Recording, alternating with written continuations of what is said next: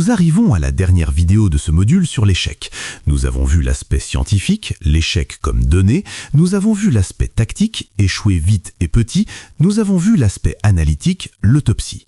Mais il reste une dimension à aborder, une dimension sociale, culturelle, presque philosophique.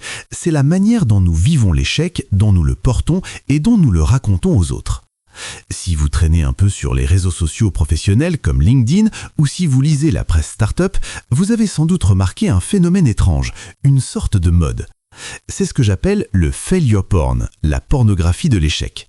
C'est cette tendance à glamouriser l'échec, à en faire un accessoire de mode. Vous voyez ces posts qui commencent par « J'ai tout perdu, je dormais sur mon canapé, ma femme m'a quitté et c'est la meilleure chose qui me soit arrivée. » #success mindset. On nous vend l'échec comme une étape cool, nécessaire, presque agréable vers le succès inévitable. On nous présente des entrepreneurs souriants qui disent « Échouer, j'adore ça. Je me plante tous les matins avant le petit déjeuner. » Laissez-moi être brutal. C'est du mensonge.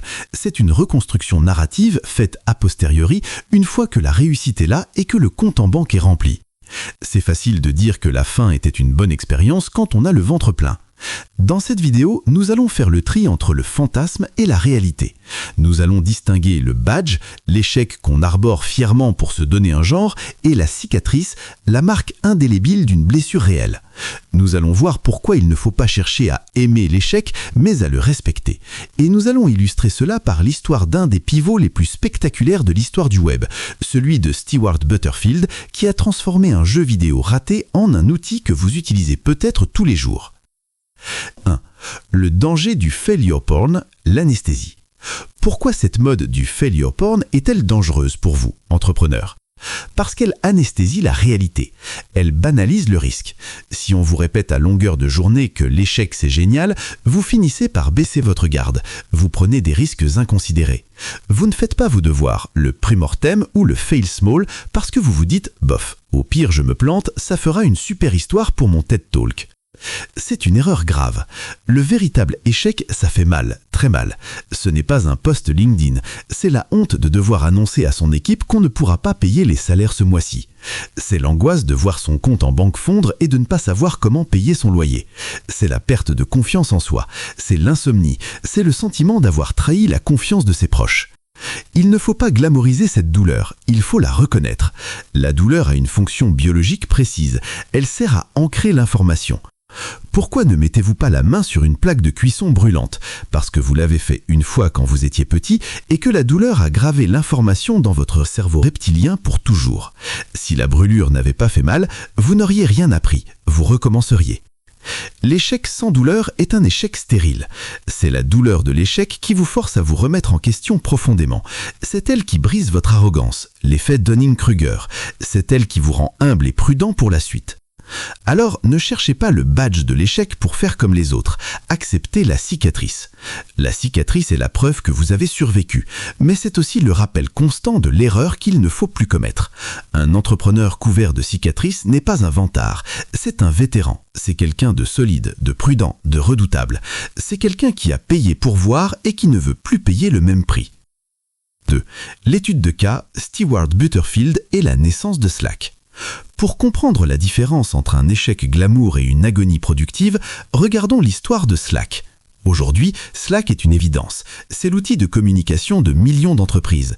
Stewart Butterfield, son fondateur, est milliardaire. Mais l'histoire de la naissance de Slack n'est pas un conte de fées, c'est l'histoire d'un naufrage. Nous sommes en 2009, Stewart Butterfield n'est pas un débutant. Il a déjà cofondé Flickr, vendu à Yahoo. Il a de l'argent, de la réputation. Il décide de lancer son projet de rêve, un jeu vidéo en ligne massivement multijoueur appelé Glitch. Ce n'est pas un jeu de guerre, c'est un jeu étrange, non violent, surréaliste, très créatif. Il lève des millions de dollars auprès des meilleurs investisseurs, les fameux VCs. Il recrute une équipe de rêve, développeurs, artistes, musiciens. Il travaille pendant presque 4 ans. 4 années de passion, de nuits blanches, de créativité débridée. Le jeu sort et c'est un échec. Pas un petit échec, un échec massif. Le jeu est beau, mais les joueurs ne restent pas. La mécanique ne prend pas, le modèle économique ne tient pas. Butterfield essaie de sauver le navire. Il change des choses, il remet de l'argent. Mais fin 2012, il doit se rendre à l'évidence. Glitch ne marchera jamais. Ce moment n'est pas cool, c'est un drame. Butterfield doit réunir son équipe, ses amis, des gens qu'il a convaincus de le suivre et leur annoncer que c'est fini, qu'ils vont perdre leur travail, que 4 années de leur vie vont partir à la poubelle. Il doit appeler ses investisseurs et leur dire « J'ai brûlé votre argent, il ne reste presque rien ». Il raconte plus tard qu'il était dévasté. Il se sentait coupable, incompétent, il n'était pas en train de rédiger un post LinkedIn inspirant. Il était en train de gérer un deuil. C'est dans cette douleur, dans cette impasse, que la lumière a jailli. Lors de l'autopsie du projet, le post-mortem dont nous avons parlé, Butterfield et ses cofondateurs se posent une question. Ok, le jeu est nul, mais est-ce qu'il y a un seul truc que nous avons construit et qui a de la valeur? Ils regardent les restes de la carcasse, ils réalisent que pour développer le jeu, ils avaient créé un petit outil de communication interne, un petit système de chat un peu bricolé pour que les développeurs à Vancouver, à New York et à Londres puissent se parler, s'envoyer des fichiers et voir les bugs en temps réel. Ils adoraient cet outil, ils ne pouvaient plus s'en passer, ils l'utilisaient plus que les emails. L'intuition de génie, née de l'humilité intellectuelle, a été de dire « Et si notre produit n'était pas le jeu, mais l'outil qu'on a utilisé pour fabriquer le jeu ?» C'était une idée folle. Passer du jeu vidéo au logiciel d'entreprise B2B, rien à voir. Mais ils n'avaient plus rien à perdre. Asymétrie du risque, ils étaient déjà au fond du trou. Ils ont pivoté. Ils ont pris ce petit bout de code, ils l'ont nettoyé, ils lui ont donné un nom, Slack, Searchable Log of All Conversation and Knowledge. Ils n'ont pas essayé de cacher l'échec de Glitch. Ils ont été transparents. Ils ont dit « on a raté le jeu, mais on a réussi l'outil ». Cette honnêteté a payé. Les premiers utilisateurs ont été intrigués. La suite, on la connaît. Slack est devenue l'application d'entreprise à la croissance la plus rapide de l'histoire. La leçon ici n'est pas « il faut échouer pour réussir ». La leçon est « il faut respecter l'échec pour trouver le pivot ». Si Butterfield avait été dans le déni ou s'il avait abandonné par honte, Slack n'aurait pas existé. Il a accepté la cicatrice. Il a fouillé dans les décombres de son ego pour trouver la pépite. 3. L'honnêteté intellectuelle, le seul antidote à la honte. Comment vivre l'échec sans être détruit par la honte? La clé est l'honnêteté intellectuelle, encore elle. Le failure porn est malhonnête. Il dit « j'ai échoué mais c'était le plan ». C'est faux. La vraie résilience, c'est de dire « j'ai échoué, je me suis trompé, voici pourquoi, voici ce que j'ai appris et voici ce que je vais faire maintenant ». Cette posture de vulnérabilité contrôlée est extrêmement puissante. Quand vous admettez vos erreurs sans vous flageller, vous désarmez les critiques. Personne ne peut vous attaquer si vous avez déjà exposé vos propres failles. Mieux, vous inspirez confiance. Les investisseurs, les partenaires, les clients préfèrent 1000 fois travailler avec quelqu'un qui dit « j'ai planté ma première boîte parce que j'ai mal géré la trésorerie. Il a appris, il ne le refera plus », plutôt qu'avec quelqu'un qui dit « ma première boîte n'a pas marché à cause de la crise et des clients idiots. Il n'a rien appris, il est dangereux ». Votre histoire d'échec, si elle est racontée avec vérité et analyse, devient un actif. Elle devient une preuve de maturité. Elle montre que vous n'êtes plus un touriste, vous êtes un initié. Vous connaissez le prix du sang. Votre histoire avec ses hauts et ses bas devient votre premier produit. 4. Le badge versus la cicatrice. Comment raconter son histoire? Alors, comment en parler? C'est une question de timing et d'intention. Le badge, c'est quand on raconte son échec pour se faire mousser, pour attirer l'attention, souvent trop tôt, sans recul, c'est du marketing de soi. La cicatrice, c'est quand on raconte son échec pour aider les autres, pour transmettre une leçon, une fois que la plaie est refermée. C'est de la pédagogie. N'essayez pas de transformer vos échecs en badge tant qu'ils sont encore à vif. Prenez le temps de guérir, prenez le temps d'analyser. Et quand vous serez prêt, racontez l'histoire de la cicatrice. Voici ce que j'ai tenté, voici où je suis tombé, voici ce que ça m'a coûté et surtout, voici la carte du piège pour que vous ne tombiez pas dedans. C'est cette générosité qui transforme l'échec en valeur. Votre échec n'est plus un déchet toxique, il devient un cadeau pour la communauté. Conclusion. Vous êtes un artisan.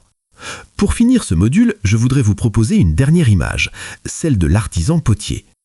Imaginez un potier devant son tour. Il a une boule d'argile, il essaie de monter un vase. Le tour tourne, il met les mains et hop, le vase s'effondre. C'est une masse informe. Est-ce que le potier pleure? Est-ce qu'il fait un post LinkedIn pour dire que l'échec est génial? Est-ce qu'il se sent coupable? Non.